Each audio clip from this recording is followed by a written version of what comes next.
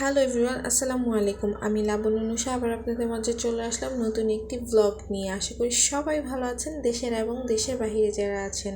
তো চলেন ভিডিওটা শুরু থেকে শুরু করা যাক। আজকে আমি শুরু করতে যাচ্ছি আমি মর্নিংয়ে কী খাই।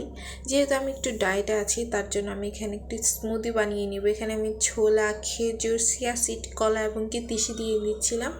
এটাকে আমি এখানে একটি স্মুদি বানিয়ে নিব।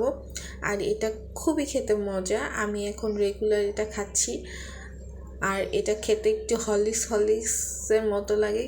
আর এটা খুবই এনার্জিফুল, আপনি সারাদিনে ক্লান্তি সব কিছু কাটিয়ে দিবে। আর এই তো আমার স্মুদি রেডি হয়ে গেছে। এখন এটাকে আমি খাবো। আর পাশে আমার মেয়ে এখানে তার নানা ভাইয়ের ঘোড়া দিয়ে খেলছিল। তাকে যদি কেউ জিজ্ঞেস করে এটা কে দিয়েছে, আমার নানা ভাই আমাকে ঘোড়া দিয়েছে। তো এখানে আমার মেয়ে খেলা করছিল। যাই হোক, তারপর আমি চলে গেলাম দুপুরের জন্য রান্না করতে। এখানে জাহাপনা ওনারা বলছিল যে চিকেন বিরিয়ানি খাবে, তো এখানে আমি চিকেন বিরিয়ানির বসাই দিয়েছিলাম, যেহেতু গ্যাস ছিল না, অল্প আছে।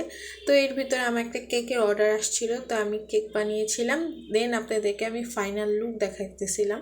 কেমন হয়েছে অবশ্যই আমাকে বলবেন। আর আপনাদের যদি কেক লাগে অবশ্যই আমাকে অর্ডার করবেন আমার ইনবক্সে, এবং আমি আপনাদের মেসেজে রিপ্লাই দিব। তারপরে আমি চলে যাই আবার রান্নায়, যেহেতু আমি হাফ রান্না করে আবার চলে গিয়েছিলাম হাফ রান্না করতে।